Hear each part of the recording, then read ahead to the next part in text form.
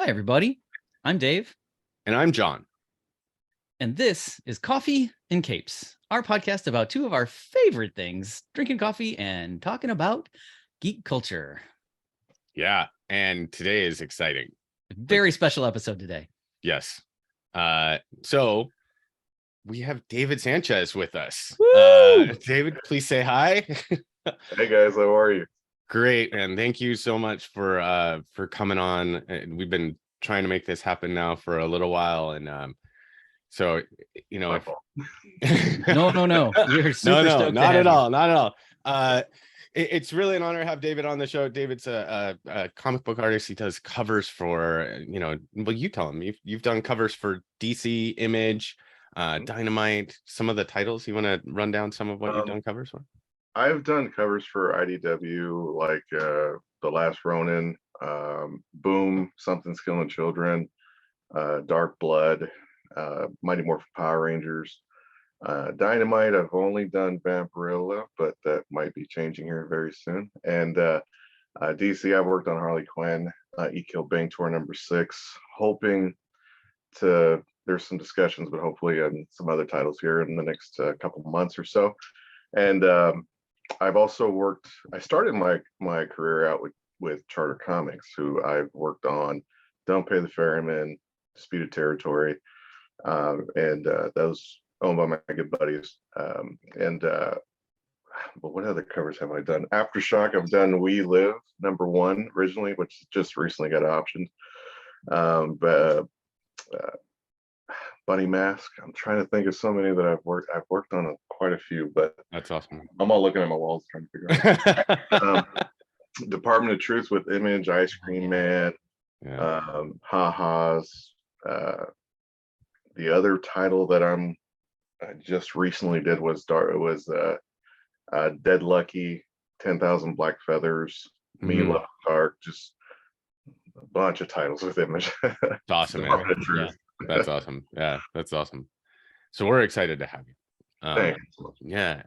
Dave, you want to take us through the rest of Well, particulars? let's just a reminder that we're so glad that you found us in whatever way that you did. If you're watching in a video thing like YouTube, hi, welcome. Hi guys. And you can find us in all the usual podcast places, Spotify and iTunes and all the things. And we love it when you connect with us and share messages or leave a note or something. And you can do that on email, which is supers@coffeeandcapes.com. Or you can check us on all the socials. And John, what are those handles? We're on Instagram, Facebook, Twitter, TikTok, reluctantly, because it's still No confusing. dancing, because we're old white guys. There will be no dancing. old, we're old, confused. Like I honestly yell at the TikTok from time to time as I'm scrolling through it to see. But you can find us coffee_N_capes on most of those channels except for Facebook, which is just Coffee and Capes. And then our website, coffeeandcapes.com. If that's too hard to remember, you can type in comics.coffee in your URL. It'll take you there. We have amazing small batch roasted coffee, just like this one. So this is Brightest Day. It's a single origin light roast, and it's honey process. And so honey process coffee, for people that don't know, does make it a little bit sweeter, but it's a process that they use in areas that are struggling with water. And so instead of processing and washing it through water, they use honey as a version to do it, so that the people that are working the farm can have the water for themselves, right? So it's a very ethically sourced coffee, single origin, amazing taste. It's one of the more expensive, like kind of boutique roasts that you find on our site, but it is because it is honey process and not water process. So it costs a little bit more, but you're supporting a great farm that cares about sustainability, which is always a hallmark of what we're doing. And just really quick, one other thing. Hello, Kevin Costner. We believe that you're a fan, and there you go. That's keep on my believing, Kevin. Buddy. Don't stop believing. I won't stop. Big fan. Yeah. All right. Well, David, we're so glad to have you as a guest today. Tell the people all the places they can find you. Yeah. Thank you guys for having me. It really means a lot to be here. My social media handle is D Sanchez Artist for literally everything. TikTok, Twitter, Instagram, Facebook, YouTube. I'm working on building a channel. I'm actually going to be doing something similar to what you guys do, like a podcast and stuff like that, and Nice. just kind of but it's more based on a vlog, but on my everyday travels to shows, and just to give everybody, even though there's tons of people that do walk through videos of shows and stuff like that, I want to give a live kind of interpretation of what I go through at a show and the experiences I have, because a lot of people tell me that, oh, your table's so busy.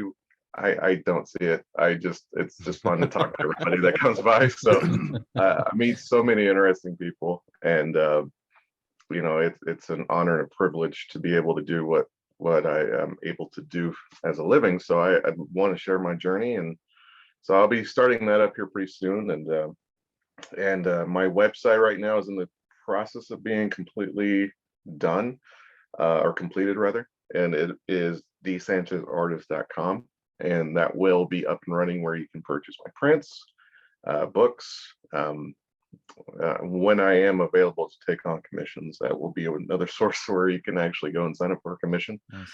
And also get a taste of my like I said, my experiences, and get an idea of where I'll be traveling to throughout the year. And this year is going to be a lot different than my previous years. I just started 3 years ago, and I started at a time where COVID was really just starting. Yeah. So I didn't travel a lot, nor did I take advantage of the resources that I have now. So now that going into next year, it's going to be a lot more user friendly, and you guys will be able to get a hold of me rather quickly, because I suck at social media, and and John knows it's hard to get a response from me after. No, it's not, man. You respond so well. That's I feel try. like you did, like you're super responsive and very gracious and kind on social. So I don't know that I agree. It's hard to get hold of me on social. Well, others would disagree. So it's all right, fair enough. yeah, it's definitely something that I plan on taking more aggressively, as far as my overall seriousness towards social media, because I'm so used to just posting stuff and just letting God kind of sort out everything. But I want to be more involved in everybody's lives as much as they'll allow me to, and vice versa, and hopefully this will be a good way to do it. So Awesome. That's awesome. Thank Dave? Well, we're so glad to have you, David. Let's this is probably a question you get a lot, but let's kind of start at the beginning. How did you get into drawing in general, and drawing comics in particular? That's a great question. I had went through some pretty significant loss in my life. I lost my parents 6 months apart, and I was going through a really tough time, obviously, and I would just, all throughout my life, I've been drawing, but I took it a lot more seriously after they had passed, because this was something that they wanted me to do. And before that, I was the football guy playing football and video games, just going through the motions in life. And I decided, you know what, I need to take this a little bit more seriously, because I'm getting told a lot of these nice things. I'm not used to this. So obviously, if one or two people tell me that my work is great, maybe I should start doing it more. So I had dove into it pretty heavily, and my friends at the time, I used to sell toys at conventions. That's why you can see the remnants of what I used to sell at conventions, and they were really small startup shows. And one of the shows, there was one day I was buying a pop. It was the Hellboy pop, and I was getting a chase because I had to have the chase. And I met this gentleman by the name of Chris Hayes at a church. It was a really sketchy place to meet somebody buying a toy.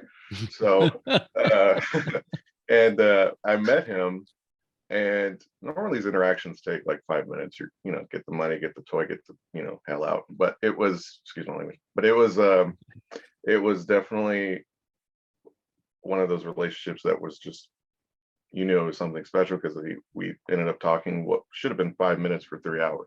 Oh wow. My poor fiance was in the car waiting the whole Oh time. gosh. Oh no. And, and But you're still getting married after that, right? exactly. Yeah.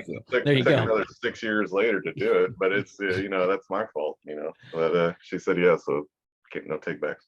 And she was waiting there, obviously, but that relationship there blossomed into a friendship.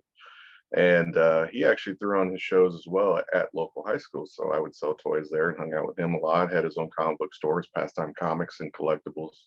And they started out in this storage unit inside of a Trader's Village, which is like a big flea market here in Texas. And now to this huge brick and mortar store, roughly 3 years later. But all that time, they had no idea I can draw. And what he actually does, and what I didn't know, was the interactions of people that we had met during the time of the show. They were heavily involved in the comic book industry. If you're not familiar with Big Time Collectibles, Nelson Chua, he would sell at the shows too. James Dawson he's currently with Scott's Collectibles, I apologize. And he also owns 181. And I had no idea who these people were at the time. They were just my buddies I'd met at a show here and there. We'd meet up and hang out. And the one day I decided I would just post artwork on Facebook, which was the best decision of my life, because I had already had a following because I was into sports cards, and I had a break group, and I was breaking cards and stuff. And all of a sudden these people just started commenting on my work, and I'm like, wow, this is amazing. Like, I've never had this much of an interaction before in my life. And ever since they found out I can draw, it was like my life completely changed. They had me go. Chris himself owns a publishing company called Charter Comics, and he introduced me to McLean, Ken Salinas, a couple. It was Mike Henson, a couple other people that have since moved on to bigger opportunities. But when they found out I can draw, I was doing it. Just spread into like your indie comics all the way up to 3 years later, I'm doing work for DC, and I'm actually a freelance artist for the Dallas Cowboys now. And it's just that's cool. And that's a whole nother story in itself. But it was that's basically how I got my start. I just so happened to know people without realizing it, and they just so happen to find out I can draw without realizing it themselves, and I owe everything of what I am today to those people. I can name them all off, but I don't want to be here all day. Well, community is one of our values, and we see that all the time. Like that, you have to have a community to be part of a community is how we thrive, I think, as human beings. Exactly. It strikes me, David, that there can't be too many people on the planet when they say it was the best decision of my life, that it involves Facebook. So that's pretty great for you. Yeah, right. That's a good point. Like, how many people are other than Mark Zuckerberg, right. Are like, Facebook was great for me. Most people are like, I can't believe we're on this. There's a lot of things that I owe people, honestly, but Facebook, honestly, I owe a huge debt of gratitude too, because it's crazy. Like, I was the sports guy playing college football and all that, and once that was over with, what do? You just work a 9 to 5 and just kind of go through the motions, like I said earlier. But it was never had this much attention or success in my life, and I was just even to this day, it's still like the fact that people want me to draw for them is amazing. And I don't, no project is too big or too small. It's they're all the same to me. So the fact that you want me to be a part of your project, whether it is with the major publisher or just an indie or creator own title, I'm grateful. I mean, it's huge. who gets to say we get, they get to draw for a living, it's like, or just do what they love to do for a living, much less, um, and yes, I've made plenty of mistakes. I've made my newbie mistakes, but it's a learning process. So, to be here to hang out with you guys, I feel like everything that I've done up until this point was the right choice. So Nice. That's awesome. Well, so we met, right? So this is the first time Dave and David, you guys are actually chatting, I believe. Right. But David, we met at C2E2, right? You were at your booth. You had my daughter is a huge Something Is Killing the Children fan. She was dressed up as Erica Slaughter, and we saw your two like beautiful, amazing covers. And she's nervously eyeing them. Oh, it's like, you want them? She's like, sure. And you were so nice. You talked to us, and you were super polite and engaging, and engaged with her as well. Some people would just talk to Dad, but you were like, hey, talking to her too. Signed those comics for her. I was telling you earlier, she was on cloud nine after that for a while. She was like, this was so great. And and you came around and wanted to get your picture taken with us, which was super cool, and super polite. And so it just made sense to like reach out and stay in touch, because you were not only a phenomenal artist, just super kind and gracious, and that's amazing. I mean, the fact that he did was amazing. I mean, there's a whole thing, you never know who you're going to meet or whatnot, but that doesn't matter to me. Everybody to me is just the fact that you want to hang out and talk for 20 minutes, 10 minutes, whatever, is enough for me to be a friend forever, honestly, because you don't have to come to my booth to buy anything, and it's not why I do this. I don't do this to get rich or anything like that. It's not why we do this. We do this because we want to get our work out there and connect with folks, and be a part of something bigger than ourselves. So, just having the chance to go to these shows, I've never been to C2E2, and it was like, it was a big eye opener for me, because I've never been in a convention at that magnitude. I'm so used to your little mom and pop shows, and and maybe a sprinkle of a fan expo here and there, but even then, it's so close to home when I go to Fan Expo that it just doesn't. And I've been in that convention so many times, it gets smaller and smaller every year. So it's like you go to C2E2 and you think, it can't be that big of a Fan Expo, but no, it was huge. It was massive. Yeah. And I was like, I'm in this area far away from everybody, and I wanted to be.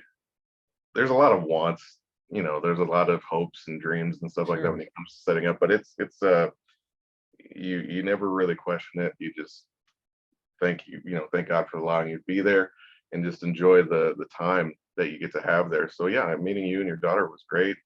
I didn't really feel like, I don't think I would have let you leave the table without taking a photo with you guys. Like, I love Something's Killing Children. That whole story behind how I got that gig was just do share well. So I had been trying to do Something's Killing Children forever, ever since issue 3 or 4.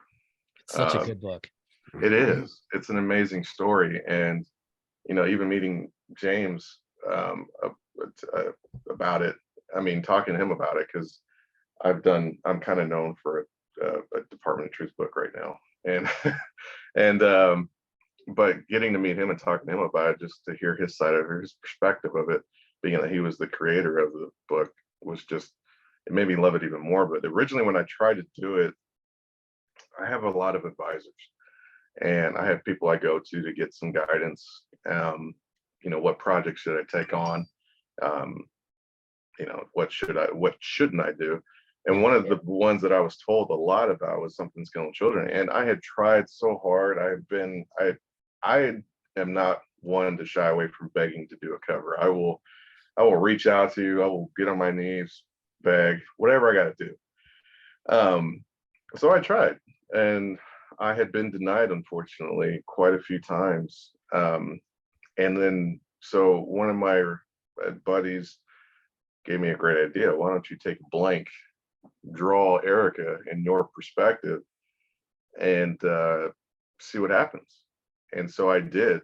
And I met a model who goes by the name of Katie Wolski. She to me is Erica Slaughter from beginning to end. I mean, you can't convince me otherwise. It's like James and her were already in contact and using her as Erica. So I had met her. She took photos of herself as Erica. I drew her on a comic without her knowing. And later I showed it to her. And I was like, hey, what do you think? I drew you. You like it? And she was like, I love it. Oh my God, I've never seen anything like this before in my life. Like, I've had people draw me. She's saying all these nice things. And then all of a sudden that book got out there. It got wickedly like pushed along to everybody. It was in the major groups. People thought it was an actual cover of the story, even though it was a sketch.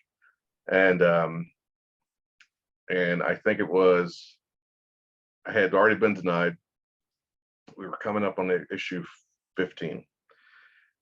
And one day I'm in my office like right now, and I'm building my website. This is how long it's taking me to build this stupid thing. It's like so crazy. But I'm building it. I get an email and I read it's from Boom. And I'm like, cover opportunity, Boom Studios. And I'm like, okay, what's this? And then I read it, and I can't tell you the name of who sent me the email, but it was about Something's Killing Children. And I kid you not, I literally cried for about 45 minutes to an hour. It's still emotional talking about it because it was such a big moment for me. Because everybody goes through life, goes through failure at some point or another. Once you've been told no so many times, when you finally get the yes, it was like this wave of just emotion just came over me. It was like that when I got Power Rangers. It was, that was another accident in itself. But yeah, I mean, I cried, literally called my buddies, called everybody. I cried. And then when I did the cover, it sold out in 2 minutes. Oh, wow. And which was crazy. And the original concept for it was because I drew Katie, hey, you want to be a part of this with me, Katie? Since you were the reason why I got this, and because I drew you without your permission, let me, do I have your permission now to draw you for this cover? And she said, she cried too, I think. And because she's a super big fan, loves James Tinian, all that stuff. And yeah, she was a part of it with me, and the book sold out in 2 minutes. She literally still has her own copy because she works for a pulp coffee and comics, something like that, or I don't know exactly what the store is, unfortunately, but it's New York. But she has a manager was previously used on a cover, plaque with my cover on there. No way, that's awesome. That's really cool. That's so cool. And it turned out that book did really well for me, and it wasn't shortly after that where I got an opportunity to do the next one, and for issue 16, and I did that with 221, and that one sold out pretty good as well too.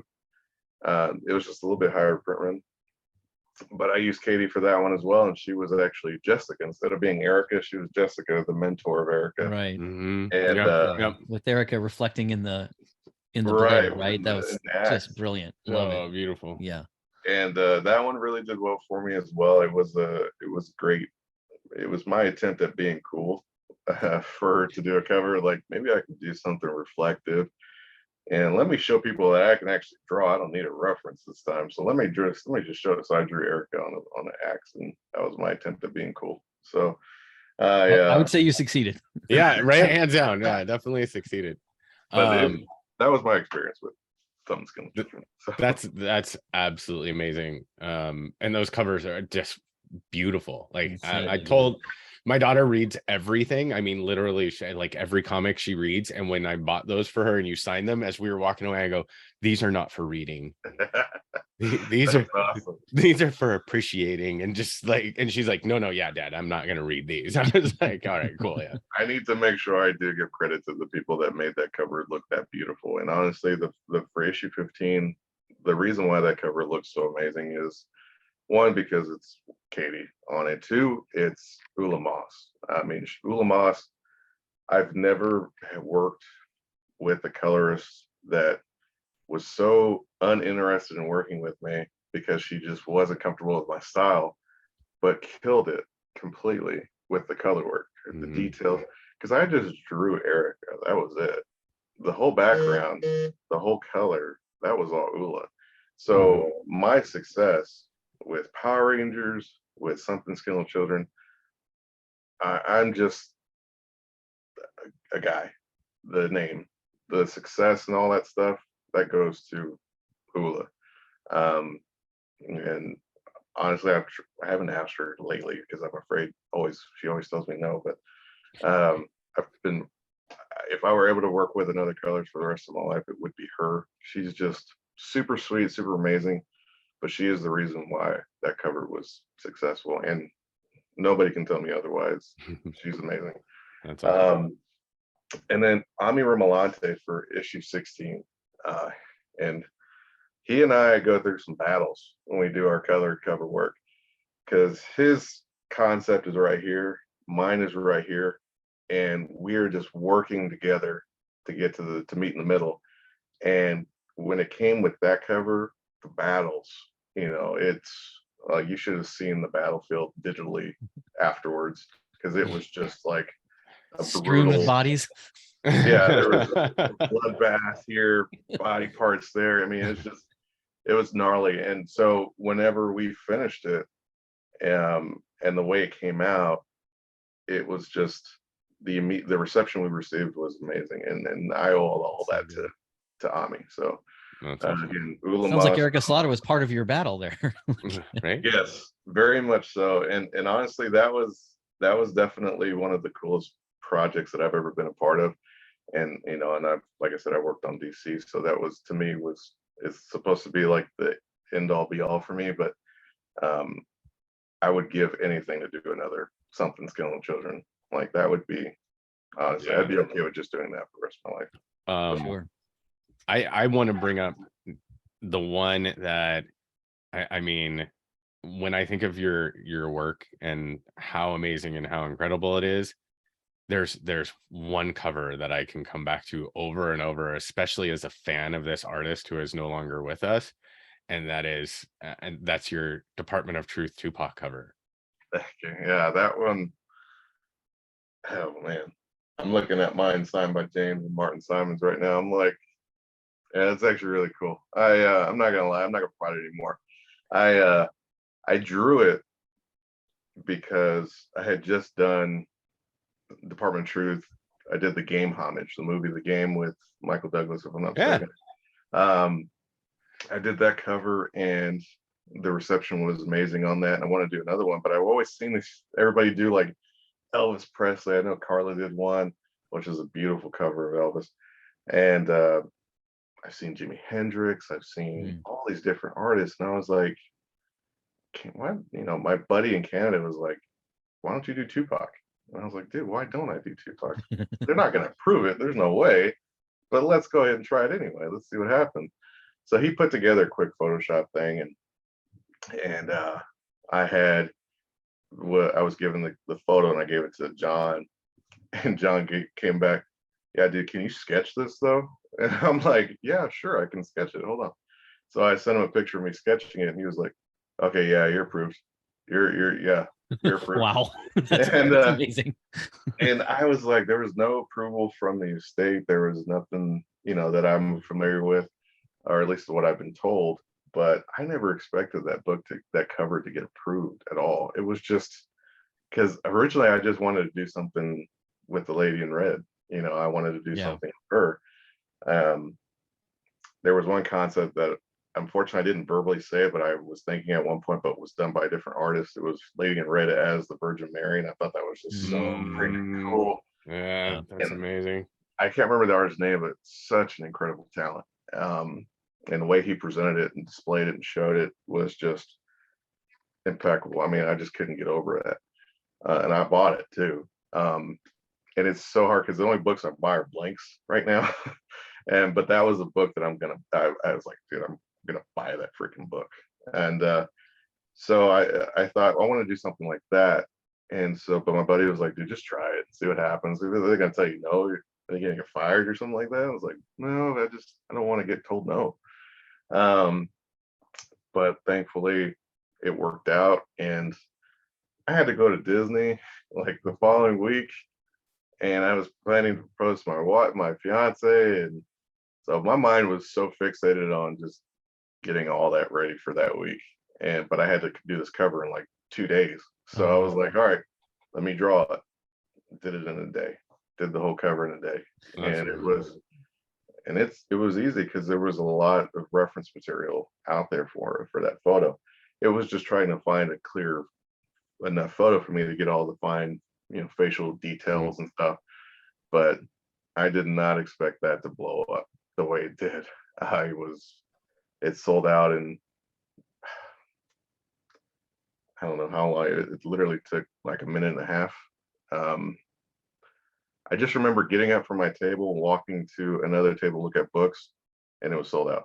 Like that was wow. Like, it's incredible. I mean, is. when I saw it, and I've tried to hunt it down, and it seems to be the one book nobody is going to part with unless like you give them a limb. And so, but I mean, it literally looks like a photograph. Oh, for sure. Yeah, it's incredible. I Absolutely. got in a lot of trouble, honestly, after the fact. I was hated for a little bit after I released that because everybody thought it was Photoshop, and there was already enough Photoshop covers out there to be justifiably put into that bracket. But as soon as I put a video of me drawing it, the immediate change in weather, however you want to, it was just weather's good. Let's see. Yeah, weather. I'll put that. The storm just completely calmed down after that, and it was just amazing. So every show I go to, everybody asks for that book, and I had 60 of them. Now I'm down to like 3, and those are staying with me. So. Yeah, for sure. That's amazing. You do have this ability to make a super realistic looking character. And I hope this is okay for me to say. It reminds me in that sense of Alex Ross. Right? I get that a lot. You have that sense, not that you're copying him in some way, but just the similarity to my very, very, very, very untrained eye is that your characters look real in a way that I don't see from really anybody else. Right. Yeah. I agree.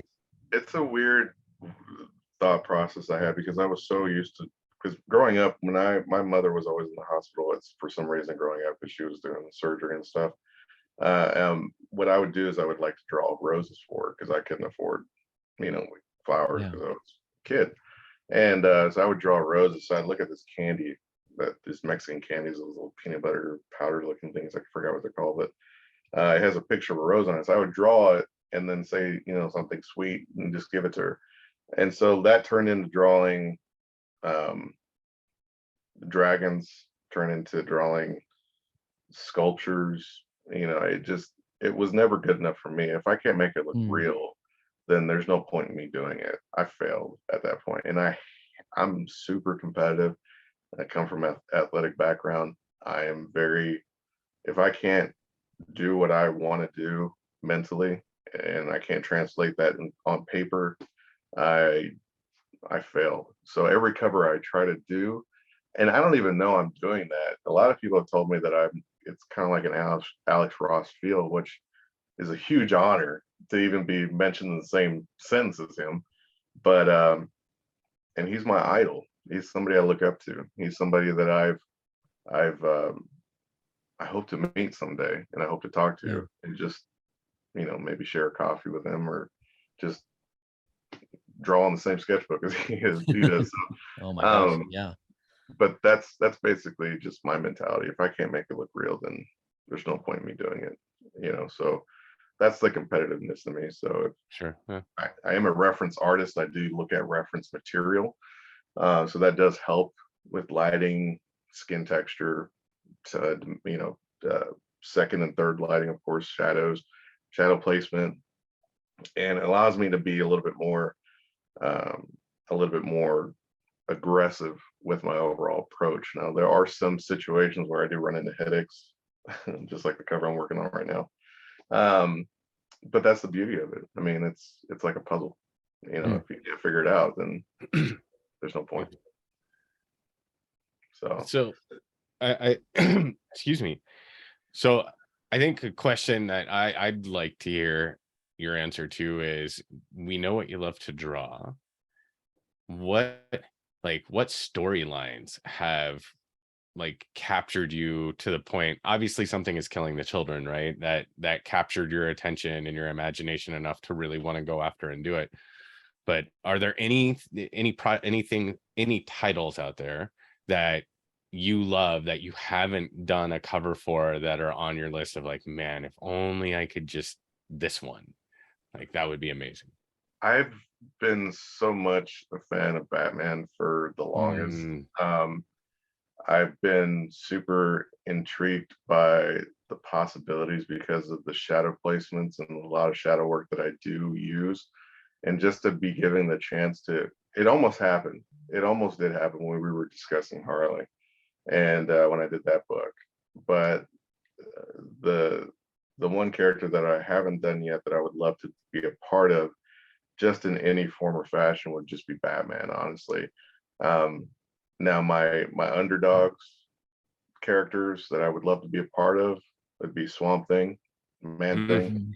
I'm a monster guy, so Werewolf by Night. When that series came out and Lucio Perillo did this cover for it, I was like, I love this. It's not the original look to the Wolfman, but it's like, or Werewolf by Night rather, but it's like, it was like it was just, I love it. I love monsters. I love creepy stuff. I mean, there's Predator, there's, you know, Hellboy's, he's not really a monster, but that was another title too. Had they allowed me to do something like that and they were still going, I would love to do a Hellboy cover, just because that's what I grew up on. So Predator 2, when Predator came out recently from Marvel, I begged. Oh my God, I begged to be a part of that. But there was just, I'm not a Marvel approved artist yet. I'm hoping that changes soon. But if that were given the chance to work on a Marvel title, first character I would want to draw is Predator. Get it together, Marvel. Seriously. Come on, Marvel. Whenever you're ready. We love you, but let's go. Yeah. Make this happen. And whenever it's time. It's time. Sure. In its time, right? We have the ability. We don't have to be as political about it. We can be like, exactly. Get it done, Marvel. Come on. Yeah. You know, we understand you're very gracious, but I'm going to be a little more pushy. Marvel, if you're listening, Kevin Feige, make it happen. I love you, Marvel. Just gonna say that. We don't officially represent David Marvel, so anything Yeah. that comes out of our mouths, like, please take with a grain of salt. He is very not associated with. Yeah, we're not. Him in any We don't official represent capacity. him. We're not. We're his just fans. agency. Yeah, we're just. Yeah. I appreciate it more than you guys know, honestly. But yeah, that's basically where it boiled down to, is just like, if I were to draw one character today and only draw it one time, and that was to say the end of my career, definitely would be Batman. I mean, I love Marvel to death. I would love to draw a Marvel title, but if I couldn't draw anymore after I did a Batman cover, I'd be okay with that. I'd live. I've accomplished what I came to do, and be fine with that. If I didn't get into that opportunity and Todd McFarlane allowed me to do Spawn, yeah, I would give up everything. I would give anything to do Spawn right now, especially Spawn Batman or Batman. Oh, yeah. So when that was announced, I could show you my phone log. I made so many phone calls. I was like, dude, what do we got to do? And it's not that I couldn't. Well, obviously I couldn't have done it, but it's not like I wasn't approved with either format to be able to do it. It was just there was so many restrictions involved in it, and there was only a select few that got to do it. And Sure. What are sorry, I didn't mean to interrupt, but I'm Sure. curious when you talk about like there's restrictions involved, like what do those look like for you guys as artists, like when it comes to doing something like that? So for somebody like me being a freelance artist, obviously you have to know somebody that knows somebody that knows somebody. But usually for restrictions wise, it could be more or less just, it's hard to explain because it really differs on the creator and the publisher as well.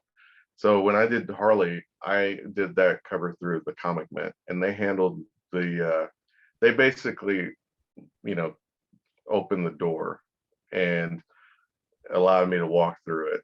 And when Warner Brothers got involved, you know, and went through the questioning, went through all the process to get me approved, and I was finally approved, it seemed like it really wasn't as difficult. But the only reason why I say that is because I got the tail end of it. Now, what the Comic Man had to do between now and then, it may have just been an email, it may have been a pretty strenuous phone call process. I don't know, but it was the end result. You can't argue the end result. I mean, it was proved. It was whatever they went through to get that going and get the ball rolling. I'll forever be grateful to Stephen Finkel and the Comic Mint. I love those guys. They are my family, whether they, you know, Stephen doesn't always answer my messages, but I guess I deserve that because I take forever to respond to other people too. But it's just payback. It's my nightmare. So I try to be available to him for whatever it is that they need, no matter what, because you have a sense of responsibility to be there for them because they've done so much for you. And I know I don't owe them anything. I know I don't owe anybody anything, but I'm personally am a creature of just wanting to be there. I don't know if there's a better way to put that, but I just like for you guys were here for me to allow me to be here with you guys. Anything you guys would need, I'm always here for you, just because you gave me the opportunity to be here. So it's a sense of, I take great pride in making sure that I show my gratitude and show my appreciation to anybody or everybody that's given me an opportunity. Like I said, I'm nobody. I'm just a regular guy and that just draws. That's it. So the fact that you guys see a lot in me and for them to put because it's not cheap to do a DC cover exclusive. It is definitely not cheap. So for Stephen to take that leap of faith with me was it meant a lot. It was a big opportunity and big honor. So. Yeah, I think DC has minimum order quantities for exclusives in the neighborhood of like 3,000 plus. I think so, yeah. Yeah, somewhere around there. Those are a lot of copies to like. I think that's just for one cover. And yeah, that's just for one cover. Yeah. Or that's, you know, and then you have to set that limitation. So you're putting covers back or quantities back just to bring it down to X amount available. And then you have to, you know, the right thing to do would be to destroy those, you know, that difference and leave that existing quantity based on what you set. So that's even more money, you know, you're missing out on. Oh yeah, you're right. Like if they're saying there's only 1,500 copies of that and they ordered 3,000, that means they got to destroy 1,500. That would be the responsible thing to do. And yeah, that's like, but that's always so hard to do because it's just you're literally burning money and you know. Right. Yeah. But that's the way I've always been told about that. But like I said, I just draw stuff. I just draw covers. I don't get to see the business aspect of it. Right. Yeah. But I do work for Pastime. I am an employee of Pastime Comics. Kind of like whenever they need me, employee, they'll call me. I have a studio there too, so it's where I do some of the drawing, but most of my exclusives were with them. And you get to hear kind of the behind the scenes talks and stuff. So that's how I pretty much feel like it should go. Gotcha. That's awesome. Dave?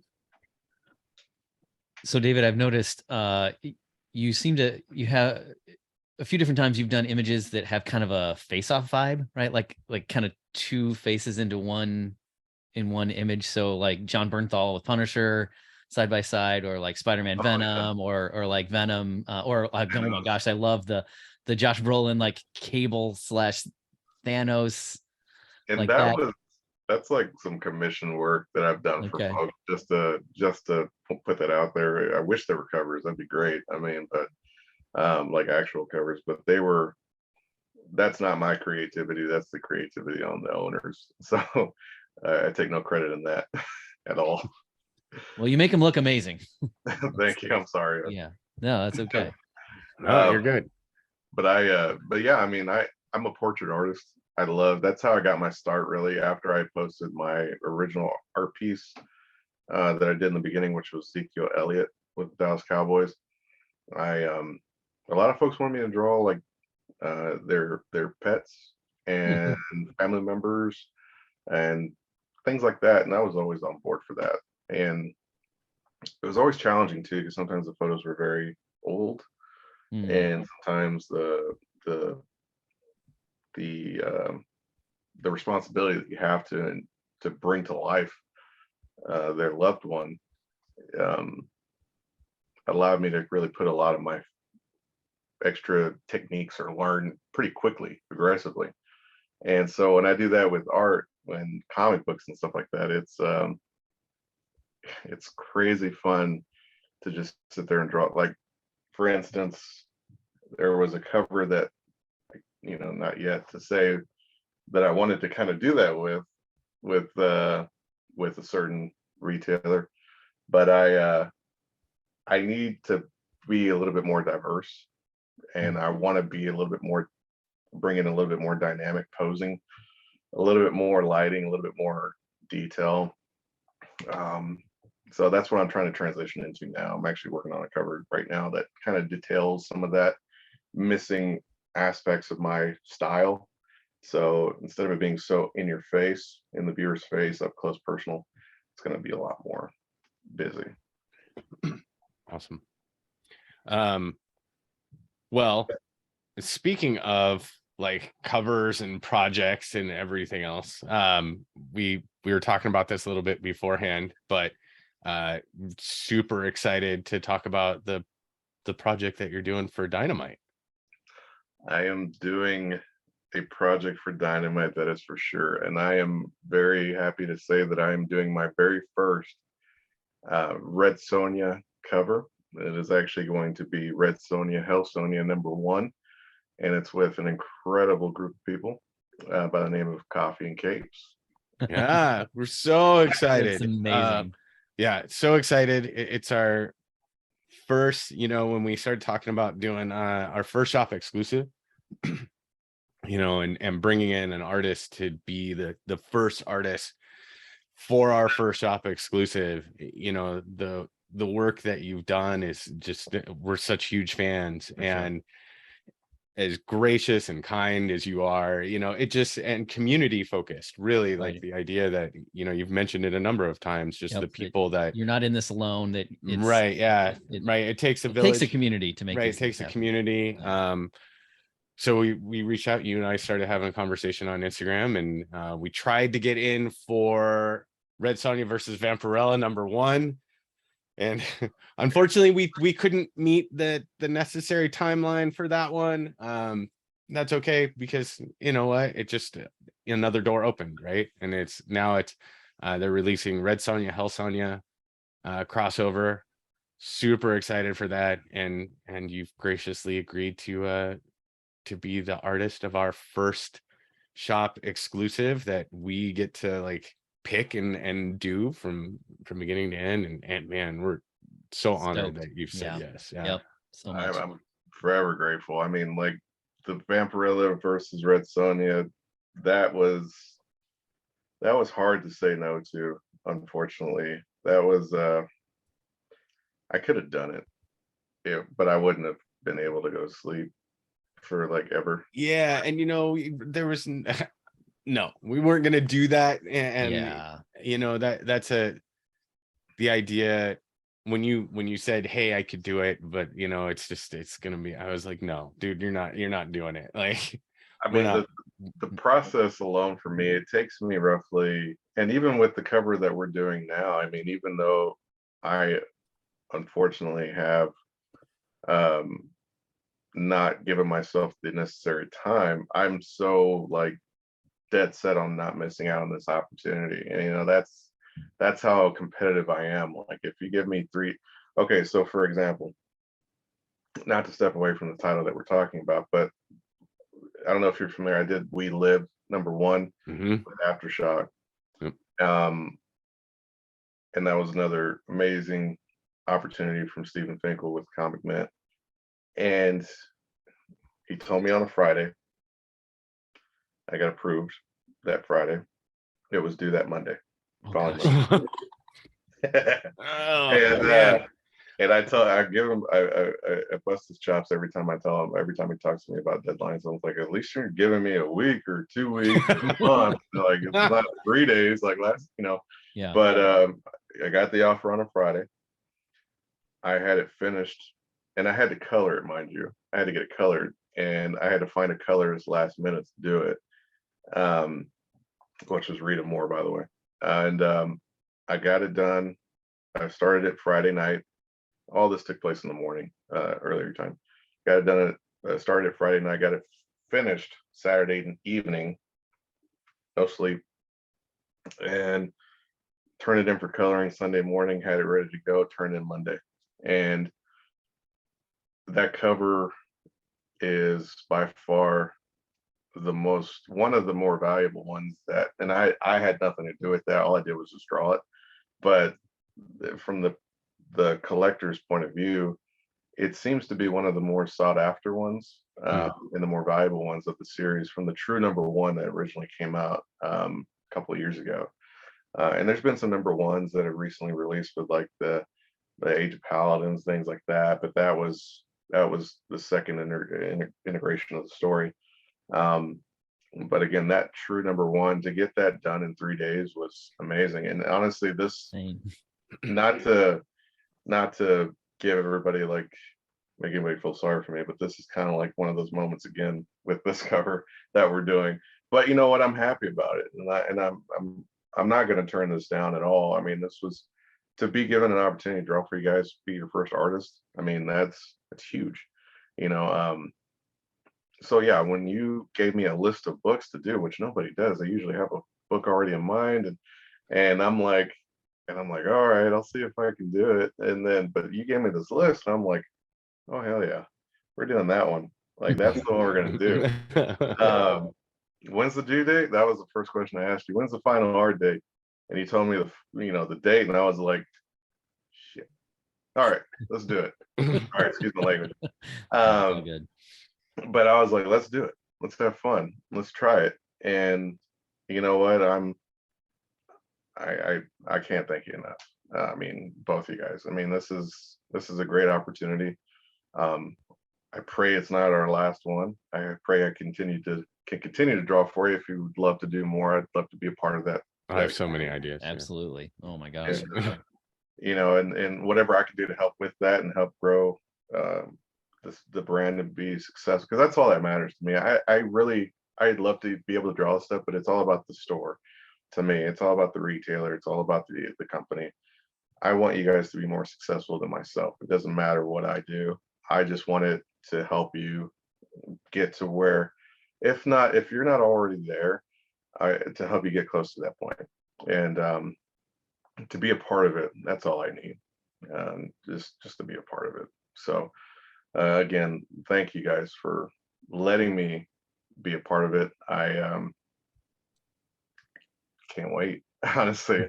We're stoked to see what you come up with. It's going to be amazing. So thank you so much.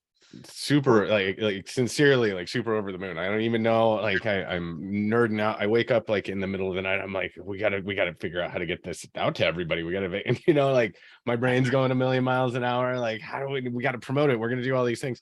But yeah, it's just, man, and we're so glad you said yes, right? And I'm so glad we waited. I mean, yeah, Vampirella versus Red Sonja, you know, would have been amazing, but we want to make sure, you know, community and taking care of one another is such a big tenet of who we are as a Right. business and as people and everything else, that, you know, when you were like, I mean, I can do it, it's just going to be not going to, you know, I was like, no, dude, we're not doing that. Like, Yeah, that's the problem that I have, is like I could stop and sleep, you know, but I always feel guilty like doing it, because if you go to sleep for 8 hours, that's 8 hours of work you missed. You know, like you could have been up drawing, you know, but yeah, but you gotta have a life, man. Like Right. you gotta Yeah. like, you're getting married. Right. Trust me when I say that, like that is important. And you know, you got to be cognizant and aware. And Right. and Yeah. You while, gotta take you care know, of it yourself. sounds, yeah, it As sounds an like you're athlete, as a former athlete, you know, you got to take care of right. yourself Yeah, I too. mean, that that's that's a big transitional change. I mean, you're talking like waking up, going work out, to playing football, to going back home to sleep, lather, rinse, repeat, basically. Yeah. right. This is like, you never know how many hours of sleep you're going to get per day. It's like because I'm so detailed oriented when it comes to my drawings, that it just doesn't necessarily allow me to have that comfort to feel like, okay, I deserve maybe an hour or two of sleep. Like, Mm. no, I got to work through it. I got to get through it. And you know what? If I fall asleep, I plenty of times the floor that I'm sitting on right now, I've slept on it probably Oh, like geez. so many more times than I can announce. But it's that's the when you love something so much, you'll do whatever you can to make sure that you're good at it. And that's the dedication I have to my work. And unfortunately, I am slow at drawing. That's my handicap. My Achilles heel is just, I'm I'm never satisfied with my work, even after it's done. I have two covers over there that I finished them, getting prepped to go out to their owners. And one of them's not even done, but I did it digital. I finished it up digitally, and that's another aspect of my work I'm getting into, is the digital side of it. I'm just learning that and getting to where we're having a comfortable relationship. So Cool. yeah. Well, we're excited, and again, you know, it's thanks for coming on the show. You know, thanks for being awesome and the amazing work that you put out, and really, it's, I know I'll speak for both of us, but then I'll let Dave speak as well anyway.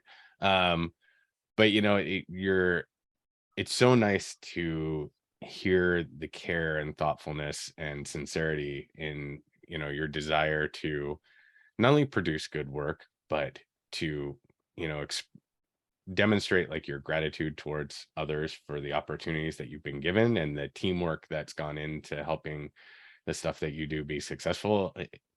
It's refreshing. You get so, It is. there's a lot of people who get lost in success, right? And they're like, yeah, it's all me, and I didn't, you know, and they forget like where they came from. And man, it's just, it also solidifies for me that like you were absolutely 100% like the right person to ask to do this cover for us. And so Yeah. That's what I yeah, was thinking too. Yep. It's clear the vibe. All the things that John just said absolutely would echo. And I'm reminded there's a wise old dead guy named Meister Eckhart from the Middle Ages who said, if the only prayer you ever offer is thank you, that will be enough. And I feel like that, you know, going through life with gratitude, seeking ways to be grateful is the probably the best way for us to be human. So thanks David, for being you and all that you're doing. So can't wait to see what we get to do together.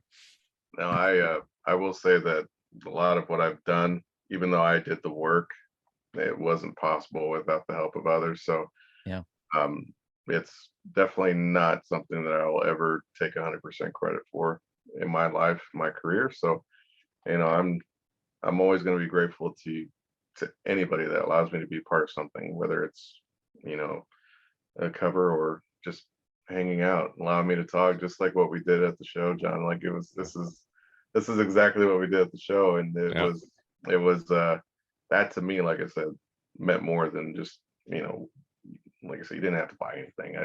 I'd have taken a picture of your daughter in that outfit because it's just something killing children. It's so cool, and it was just a non-stop roller coaster of emotion for me being there and being around everybody. So, thank you guys for allowing me to be here. And I know I talked to you an awful lot, and I apologize. It was awesome. Nothing so to good. Yeah. No. Thanks. Yeah. So you're drinking Starbucks, which I feel like is okay, but kind of a sin. So if you are a coffee fan, and I can't believe we're just now getting around to this. I was gonna say, yeah, you got to send me your address. We're gonna send you coffee as just a, Me? thank you. Yeah. Are you a coffee person, David? I am a coffee person. I'm actually because I woke up probably about an hour before the show, so I didn't have enough time to make my own, except do what I need to do to be here and look presentable.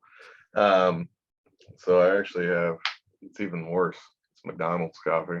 Oh, it's McDonald's coffee. Yeah. Okay. Well, we're gonna fix that. We're gonna send you some. We'll send you some of our coffee. As one, just because we love to do that kind of thing, but two, as thank you for being on the show and taking on our project and really just being an amazing person and part of the community.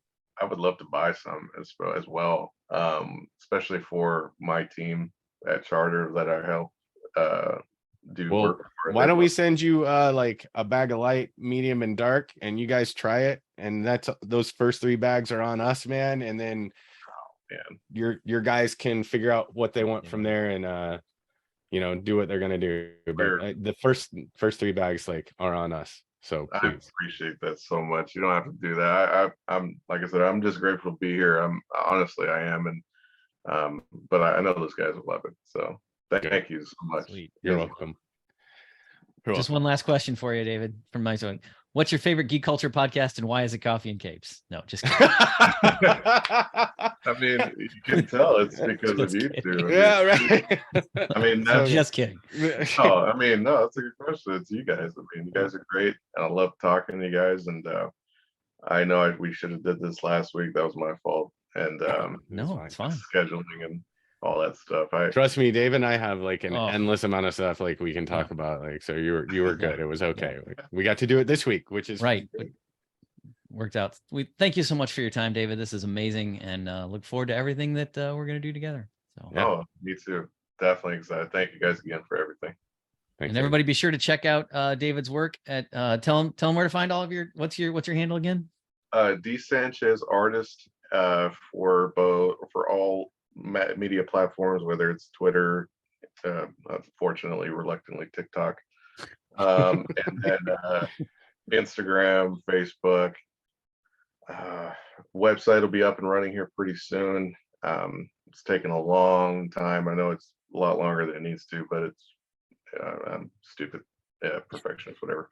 But that's going to be up dsanchezartist.com. You'll be able to purchase prints,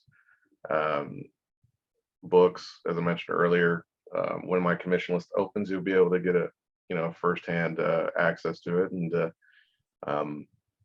it's just going to be a great opportunity. YouTube as well, when I have my podcast or blog video blog that I'm going to be doing for all the shows that I go to, and hopefully you guys can hang out with me there. Yeah, for sure. Look forward to all of it. Yeah, thank you guys. All right. Well, true believers, we hope you enjoyed that every bit as much as we did. I don't know why you wouldn't, because it was amazing. So, David, thank you, and everybody, we'll see you next time. Thank you guys. Bye, guys.